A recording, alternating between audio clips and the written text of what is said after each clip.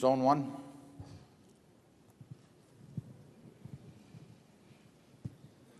Mr. Buffett, my name is Bill Ackman. I'm from New York City, and my question relates to the appeal of Salomon Brothers as an investment. You talked earlier about leverage and the dangers of leverage. Salomon is a business which is levered 30 to 1, which has very narrow margins and earns a relatively modest return on equity in light of the amount of leverage that they use. What is the appeal of the business to you? We have here today the chief executive of Salomon Inc., the parent company, and also the chief executive of Salomon Brothers, the investment banking arm. And I would say one of the things Charlie and I feel extraordinarily good about are the two fellows that are running that operation.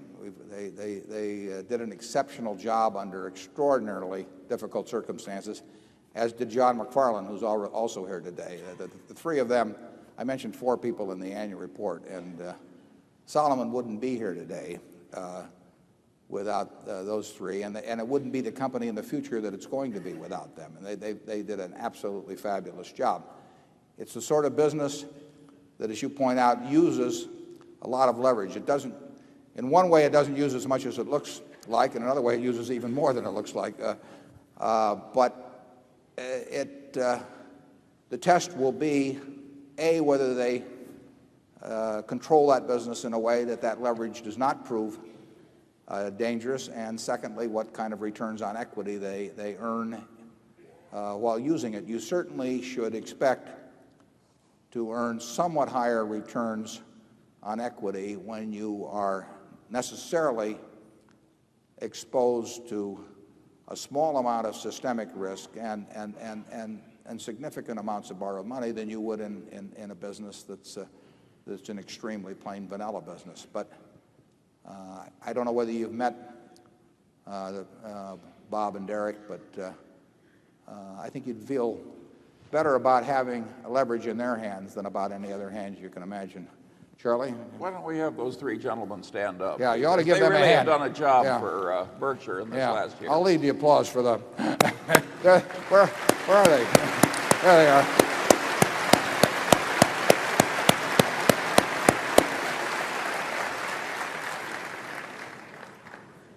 I've mentioned this before, but it's worth mentioning again. Derek took on the job of being the operating head of Salomon Brothers on August 18th, 1991. He couldn't know what he was getting into exactly. 2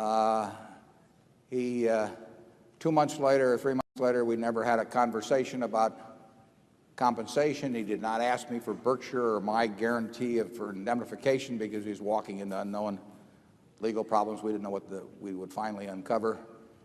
And he worked incredible hours to keep that place together, which was not easy. Bob Denham, I called, I guess on the 23rd or so, I called him on a Friday. I got home on a Saturday, the 24th of August. He was living a nice, pleasant, peaceful life in California, and had a first-class law firm, good group of clients. Wife had a good job there, and I told him I was in a mess and there wasn't any second choice. And 3 days later, he was back in New York and living in a small apartment in Battery City and handling the general counsel's job at Salomon. They found John McFarlane on that Sunday on the 18th. I think he was running in a triathlon or something. Not a practice that Charlie and I follow, but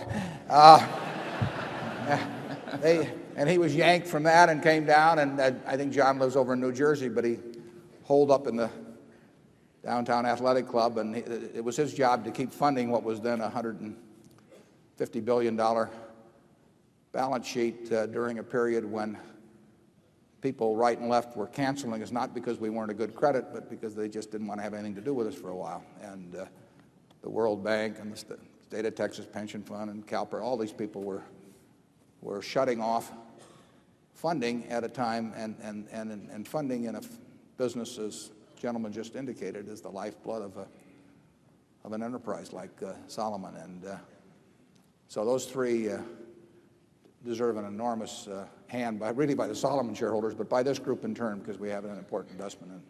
So I thank them publicly.